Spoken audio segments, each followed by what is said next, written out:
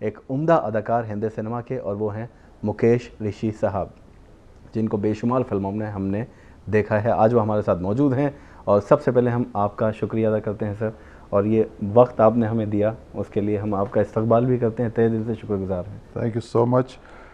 सबसे पहले मेरा नमस्कार, आदाब, और बहुत बहुत शुक्रिया आपने इस लायक समझा।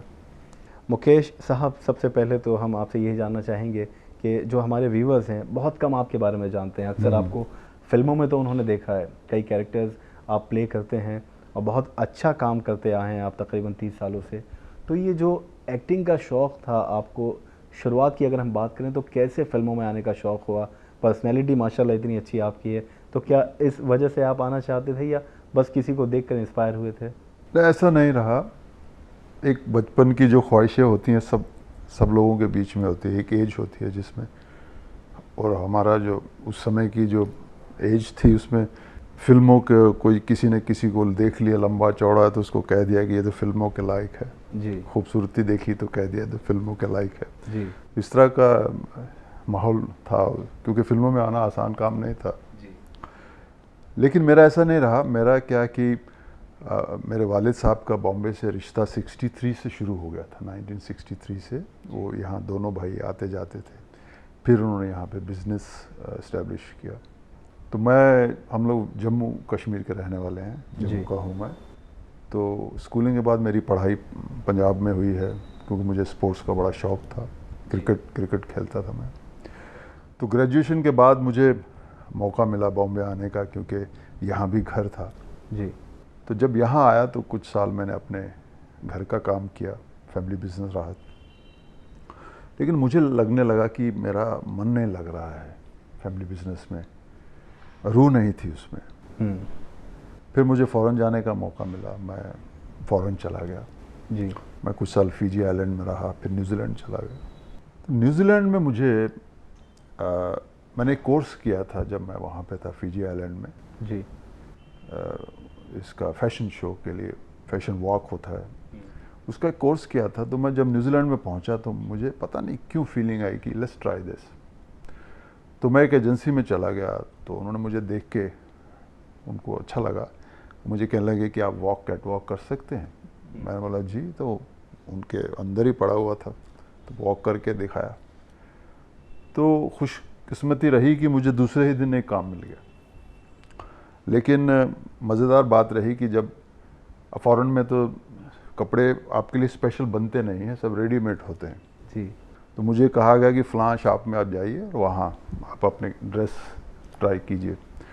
तो जब मैं वहाँ पहुँचा न्यूजीलैंड में, तो हैरानी की बात ये हुई कि वहाँ उस वक्त कोई भी सूट मेरे साइज़ का अवेलेबल नहीं था। अच्छा। तो मुझे वो कहने लगे कि वेल सॉरी जेंटलमैन। तो एनीवे मैं जब एजेंसी से बात किया तो, लेकिन उसमें एक चीज़ मुझे स्पार्क नज़र आई कि कम से कम मैं 1-2 दिन के अंदर अंदर ही मुझे कुछ मिल गया। जी। तो मुझे वो चीज़ थोड़ा सा मेरे लिए इम्पोर्टेंट रहा, वो पल कि जाने के इमीडिएटली ही कुछ मिला है, ट्राई हुआ है। फिर मैं वहाँ कुछ साल रहा, डिफरेंट काम करता रहा। फिर ये सिलसिला भी शुरू हो गया फैशन शोज़ करने का। तो फैशन शोज़ जब मैं करता रहा तो वो करते करते ही मुझे समझ में आने लगा कि अब मुझे क्या करना चाहिए, ऐसा लगा। तो क्योंकि बॉम्बे से मेरा ताल्लुक़ था और यहाँ घर भी था, फैमिली भी थी जी। तो वहाँ फिर मेरी छोटी बहन की शादी भी थी। तो मैं शादी में डिसीजन ले लिया था कि मुझे वापस जाना है। फिर यहाँ मैंने अपने बड़े भाई से बात की, क्योंकि मेरे वालिद बहुत जल्दी छोड़ के चले गए थे हम लोगों को। जी। तो भाई ने भी एक्सेप्ट किया, भाई ठीक है आप जो चाहो करो। तो फिर मैं जब बॉम्बे में आया तो मैंने यहाँ से ज़ीरो से शुरू किया, क्योंकि अब मैं बिल्कुल सीरियस था इस काम को लेके, कि मुझे लगा कि अगर कोई गलती हो गई तो वो जो समय निकल गया है वो मुश्किल हो जाएगा। जी। तो मैंने बराबर यहाँ पे उन दिनों 2 इंस्टीट्यूट बहुत पॉपुलर थे, उसमें एक रोशन तनेजा साहब का था, एक मधुमती जी बहुत नामचीन डांसर रही अपने समय की, जिस तरह एलन जी थी इस तरह। जी। तो इनके दोनों यहाँ स्कूल से मैंने कोर्स किए। और मैंने रोशन तनेजा साहब बहुत सीनियर लोग थे, उन्होंने पूना इंस्टीट्यूट के प्रिंसिपल रहे। तो मैंने उनसे कहा था कि सर मैं फिल्मी बैकग्राउंड से तो हूँ नहीं, ये मेरे जज्बात हैं और इनको लेके मैं आपके पास पहुंचा हूँ और मैं सीखना चाहता हूँ। और जब आप कहेंगे तभी मैं काम के लिए निकलूँगा, उससे पहले नहीं। और सच बात भी ये थी कि सबके अंदर जज्बात तो होते हैं, लेकिन जब आप बाज़ार में निकलते हो बिज़नेस करने तो तब पता चलता है कि कुछ उसके कायदे कानून होते हैं, वो सीखने बहुत ज़रूरी होते हैं कि किस तरह अप्रोच किया जाए, एक्टिंग है क्या, ये कहाँ मिलती है, कौन सी दुकान से मिलेगी। लेकिन पता चला कि सीखना तो वहाँ से है, लेकिन बाकी सब कुछ आपके अंदर है। ये जो भाव हैं सब आपके अंदर है जी। इनको किस तरह पॉलिश करना है, किस तरह इनको गिवन टाइम पे निकाल के लोगों के सामने लाना है, यही उसका प्रोफेशनल हिस्सा है। तो वहाँ कोर्स करने से ये सब चीज़ें मुझे सीखने को मिली। फिर एक मुझे दिन याद है कि एक सीन चल रहा था, हमारी एक नामचीन एक्ट्रेस और भी आयशा जुल्का भी मेरे साथ में थी, तो एक सीन हमसे करवाया जा रहा था जिसमें करते करते मैं रो पड़ा। अच्छा। इन्वॉल्व हो गया। तो फिर उस दिन मुझे याद है रोशन तरेजा साहब ने मुझसे कहा कि मुकेश तुम अब, मैं सोचता हूँ तुम्हें काम के लिए निकलना चाहिए।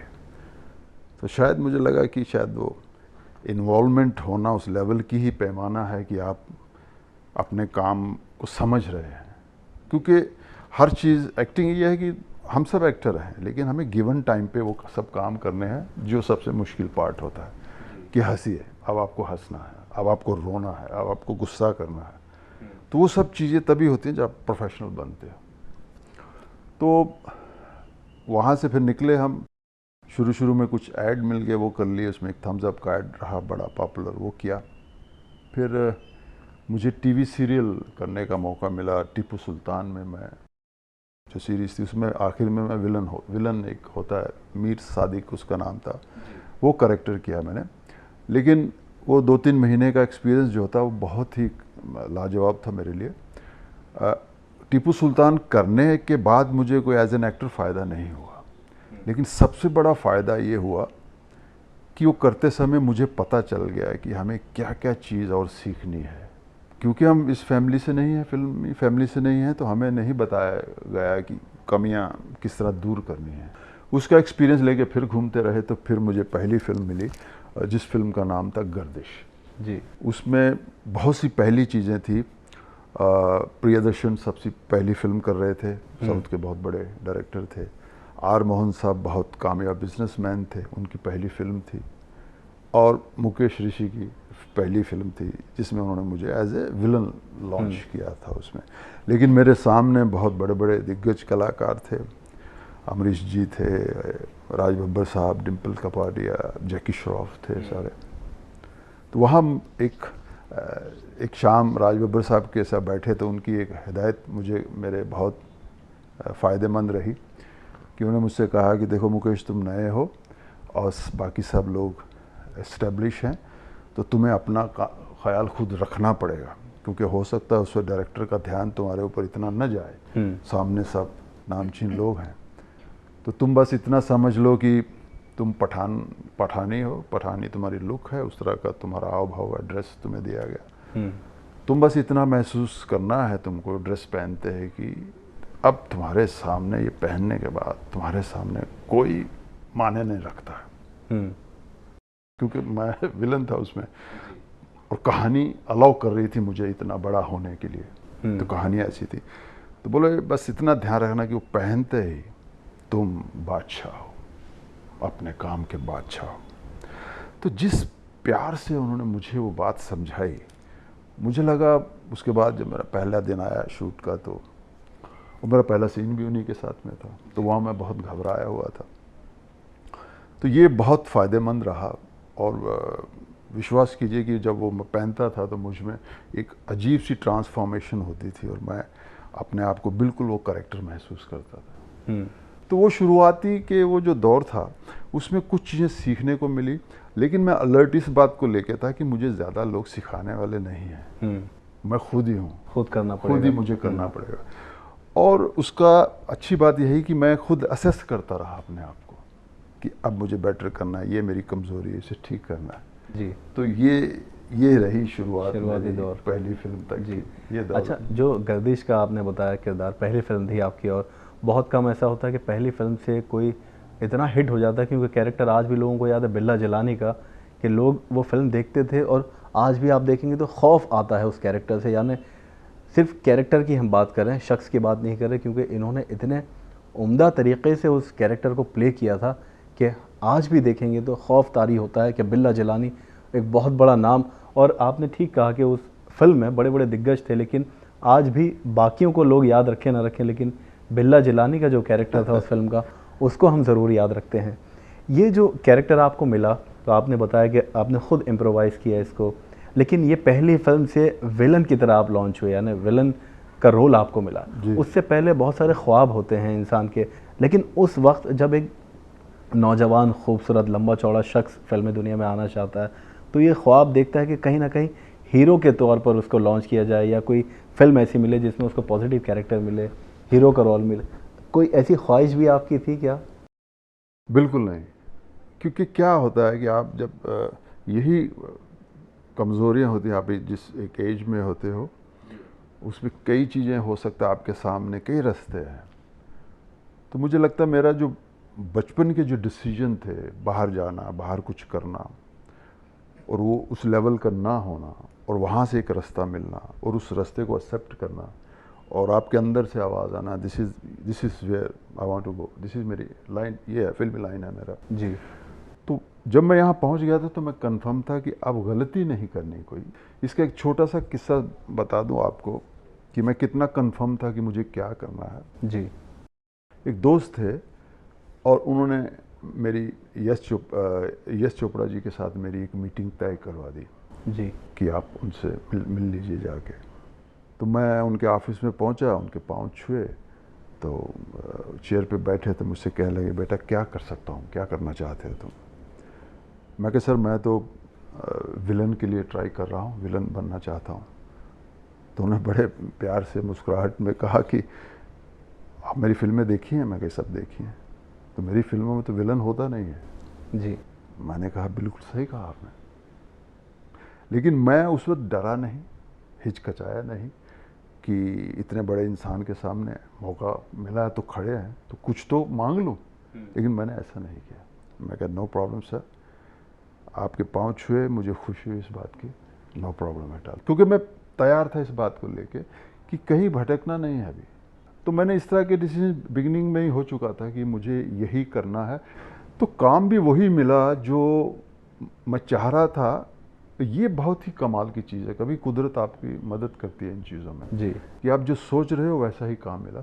तो वो चुनने में मुझे ज़्यादा डिफ़िकल्टी नहीं हुई कि अब मैं क्या करूं, ये करूं कि वो करूं, नहीं, जो सोचा था वैसा ही हुआ, उसी को फॉलो किया। फोकस्ड रहे मतलब जी आप। बिल्कुल बिल्कुल बिल्कुल। अच्छा, एक दौर जब, क्योंकि कोई आपके ख़ानदान से आपने बताया कि फिल्मों में नहीं था, आपके लिए आसान तो नहीं रही होगी ये रहा, जब आप मुंबई आए तो कोई ऐसा दौर रहा आपकी लाइफ में जो बहुत स्ट्रगल पीरियड होता है, जैसे बहुत लोग आते हैं और आप कभी मायूस हुए, लेकिन ख़ुद अपने पर विश्वास था, यकीन था, और आपने हिम्मत नहीं हारी, कभी ऐसा हुआ लाइफ में? उसमें एक चीज़ तो तय थी कि थोड़ा सा एक्सपीरियंस जो मुझे स्टेज का हुआ था, वहाँ फैशन शोज़ किए और न्यूजीलैंड में शोज़ करना छोटी बात नहीं थी जी। और जो चीज़ मुझे समझनी थी वो थी एक्टिंग क्या है। उसके मैंने 2 कोर्स साइमल्टेनियसली करता। फर्स्ट 6 मंथ मैंने सिर्फ सीखने को मैं दिए, मुझे कुछ ज़्यादा नहीं करना पड़ा। स्ट्रगल उन दिनों आपको ऑफिस प्रोड्यूसर्स, इंडिविजुअल प्रोड्यूसर्स होते थे, आप उनके ऑफिस में जाते थे, लेकिन उसमें भी ऊपर वाले का कर्म रहा कि कभी किसी ने नहीं कहा कि जाइए आप यहाँ से प्लीज़, कोई ऐसा नहीं रहा। जो भी मुझे देख के या मेरी पर्सनैलिटी को देख के कभी किसी ने मुझे धुतकारा नहीं, तो हमेशा उन्होंने प्यार से मेरी बात सुन ली या कभी फ़ोटो दे दिया उनको। तो उसी में से निकल के जब मुझे मौका मिला, गर्दिश तो कहीं दूसरे तरीके से आ गई, लेकिन जिनके पास मैं जाता था उस वक्त, गर्दिश के बाद फिर उन्होंने मुझे बुलाया और उसमें थे फिरोज़ नडियाडवाला और उनके पापा गफ़ार भाई। इन्होंने मुझे वापस बुलाया क्योंकि इनके ऑफिस में मैं जाता था स्ट्रगल के टाइम पे। तो गर्दिश के बाद ये हुआ कि मैं उनके ही ऑफिस में फिरोज़ नडियाडवाला अपनी कंपनी से अलग एक कंपनी खोल के फिल्म शुरू की थी जिसका नाम था राम शस्त्र जी, वो भी जैकी श्रॉफ के साथ में थी। और फिर उनके पापा ने फिल्म ऑफ़र की जिसमें अक्षय कुमार और नसीरुद्दीन शाह दो भाई थे और मैं विलन था। तो उनके ऑफिस से ही वो फिल्में मिली और विलन का सिलसिला शुरू हुआ। तो जो हो रहा था मैं उसे एक्सेप्ट करता गया और स्ट्रगल उस वक्त इतनी ज़्यादा नहीं थी। कुछ मैं प्रिपेयर था, कुछ कॉन्फिडेंस था मेरे अंदर। किसी ने ये भी नहीं कहा कि तुम लग नहीं रहे हो इसलिए प्लीज़ जाओ यहाँ से, तुम जैसे बहुत आते हैं, ऐसा भी नहीं हुआ। और जो चाह रहा था, जो फॉलो कर रहा था, वही होता चला गया और मैं उसको फॉलो करता रहा। तो बेशुमार फिल्मों में आपने काम किया और कोई हिंदी फिल्मों का बड़े से बड़ा एक्टर ऐसा नहीं रहा जिसके साथ आपने काम नहीं किया, आपको मौका नहीं मिला काम करने का। कभी ये रहा शिकायत कि अभी भी इनके साथ काम करना बाकी है, या कोई डायरेक्टर हो या कोई एक्टर हो? नहीं, देखिए वो सिलसिला करते करते मैं सरफरोश तक पहुंचा। सरफरोश बहुत बेहतरीन फिल्म बनी और ऐसी फिल्मों का करेक्टर आर्टिस्टों को बहुत मौका नहीं मिलता कि ऐसी फिल्मों का हिस्सा बन पाए। तो सरफरोश से क्या हुआ, साउथ इंडिया का मेरा जो एरिया था वो खुल गया जी। तो साउथ इंडिया में सरफरोश वालों ने पसंद किया मुझे और मुझे बुलाया। तो वहाँ से एक फ़िल्म की मैंने, तो जो फिल्म थी उसको नेशनल अवार्ड मिला। फिर एक बहुत बड़ी वहाँ कमर्शियल फिल्म मिली जिसके हीरो थे बालाकृष्णा। बालाकृष्णा जो हैं ही सन ऑफ NTR रामाराव, जो वहाँ के CM रह चुके हैं आंध्रा के, वो बहुत नंबर वन स्टार। उनकी फिल्म बहुत कामयाब हुई, वो बहुत हिट हुई। उसका फिल्म का नाम था नरसिम्हा नायडू जी। उसके बाद उनकी एक और फिल्म आई, उसमें भी मैं किया, वो भी बहुत पॉपुलर रही। फिर एक बहुत बड़ी हिट फिल्म चिरंजीवी के साथ मैंने की, इंदिरा। वो फिल्म बहुत कामयाब हुई। तो फिर वो सिलसिला एक शुरू हुआ। वहाँ की विलनगिरी और यहाँ की विलनगिरी में थोड़ा फ़र्क था, क्योंकि वहाँ बहुत नेटिविटी थी। अब नेटिव विलन ज़्यादातर होते हैं, हमारे यहाँ फिर भी सूट वूट पहना है, जीन है, लेकिन वहाँ एकदम चेंज हो गया। अपना धोती आ गई, कुर्ता आ गया और ऊपर डालते हैं वो सब आ गया। लेकिन वहाँ का जो फ़ायदा थोड़ा सा यहाँ हुआ, वो वहाँ जाके वापस मेहनत करनी पड़ी, क्योंकि एक्टिंग तो ऑलमोस्ट वही है, लैंग्वेज नहीं आती है। अब उस लैंग्वेज को सीखना और उस लेवल का सीखना कि आप कंफर्टेबल हो जाओ in front of the camera when you saying the lines, ये सबसे बड़ा मेरा वो रहा। फिर जब तेलुगु में हुई तो उसी दौरान तमिल में एक दो फिल्में की, फिर मलयालम का रास्ता खुला, फिर कन्नड़ में कुछ फिल्में की। तो फिर इन्हीं के बीच में मेरा काफ़ी चलता रहा। लेकिन रिस्पांस, सबसे बड़ा रिस्पांस मुझे आंध्रा से मिला, जिसे हम तेलुगु फिल्में कहते हैं। वहाँ मैंने बहुत फिल्में की और अभी तक मैं कर रहा हूँ। कि इतना वक्त आपने हमें दिया, इतनी अच्छी बातें बताई, इंस्पायर किया है लोगों को, और इंशाल्लाह आपकी जो बातें सुनी हैं उस पर फॉलो भी करेंगे और अपनी ज़िंदगी को जैसे आप फोकस्ड रहे थे वैसे ही फोकस्ड रहकर अपनी मंजिल पाएंगे, जैसे मुकेश ऋषि साहब ने अपना एक नाम बनाया है हिंदी सिनेमा में। बहुत शुक्रिया सर। इनका ज़्यादा ज़बरदस्त शुक्रिया इसलिए कि इन्होंने मुझे आपसे मिलवाया और आपने मुझे देखा, और उम्मीद करता हूँ कि इसी तरह किसी न किसी तरह से आपका एंटरटेनमेंट करते रहेंगे और आप भी अपनी ज़िंदगी को, अपने शरीर को नंबर 1 रखिए। आदाब, ऑल द बेस्ट। और जाने से पहले ये भी कहेंगे कि इनके जो साहबजादे हैं राघव ऋषि साहब, उनकी भी फिल्में आप ज़रूर देखिए और उनके लिए भी दुआ कीजिए कि वो भी ऐसी कामयाब हों जैसा कि मुकेश ऋषि साहब एक कामयाब एक्टर हैं, एक एस्टेब्लिश एक्टर हैं। अब आपसे मुलाकात होगी किसी और शुमारे में किसी और शख्सियत के साथ। मुझे दीजिए इजाज़त, रखिए अपना ख्याल। आदाब।